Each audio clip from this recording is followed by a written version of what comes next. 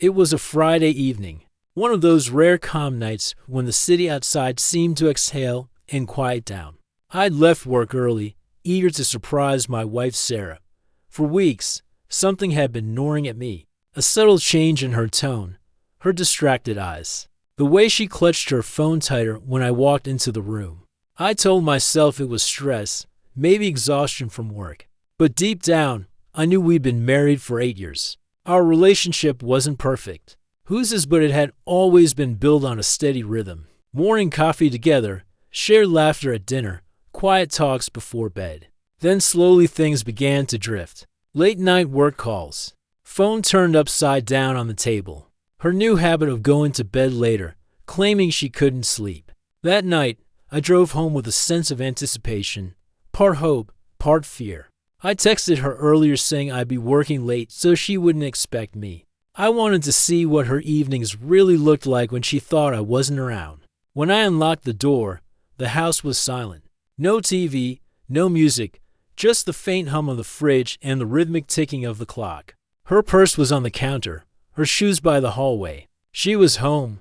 I called out her name softly, but there was no answer. Then I heard it, the low creak of the bedroom door upstairs. I walked up the staircase slowly, my heart thudding. The closer I got, the more uneasy I felt. The door to our bedroom was slightly ajar, a sliver of yellow light cutting across the dark hallway. I pushed it open gently. Sarah was sitting at the edge of the bed, her back to me. The glow from her phone lit her face, and when she turned, our eyes met. Panic flashed across her expression, the kind of panic that only comes from guilt. Her breath caught, her hands trembled, and in that split second before a word was spoken, I knew everything. She scrambled to lock her phone, holding it close to her chest as if it could shield her from what I'd seen. "You're home early," she said, her voice uneven. "Yeah," I replied quietly, stepping inside. "Didn't feel like staying late?" Her eyes darted to the nightstand, a reflex she couldn't hide. I followed her gaze. There was a half-filled glass of wine, and next to it, a second one, untouched, expecting someone. I asked, "No, I just poured to by mistake," she stammered, standing up too quickly. Her hand brushed the second glass, spilling a bit of wine on the floor. She cursed under her breath and turned away, pretending to clean it up. But I wasn't watching the spill. I was watching her face. I could read every emotion flickering across it. Fear, guilt, the desperate hope that maybe I hadn't put the pieces together yet. But I had every late night, every guarded message, every excuse that didn't make sense. It all led to this moment.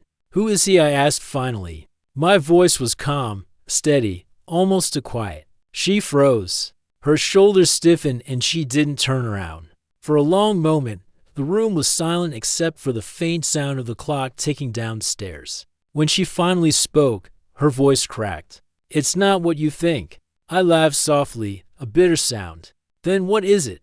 "Sarah, because from where I'm standing, it looks exactly like what I think." She turned to face me, tears forming in her eyes. "It was a mistake," she whispered. "I didn't mean for it to happen. I felt lonely. You've been distant lately, and I interrupted. "Don't turn this into something about me." She tried to step closer, reaching for my hand, but I stepped back. The distance between us felt like a canyon, something that could never be crossed again. For a moment, I thought about every memory we built in that room. The laughter, the quiet nights, the whispered dreams of the future. It all felt like a cruel joke now. Then, before I could speak again, her phone buzzed. We both looked at it. The name flashing on the screen was unmistakable. Mark, her coworker. She lunged to grab it, but I was faster. I picked it up, stared at the screen, then at her. "So, this is him," I said. "The man you risked everything for." She broke down then, sobbing, trying to explain to justify something that couldn't be justified. I didn't yell. I didn't throw things. I just listened in silence until her words dissolved into choked apologies. When she finally stopped, I placed her phone on the dresser and said quietly, "You know what the worst part is? It's not the cheating.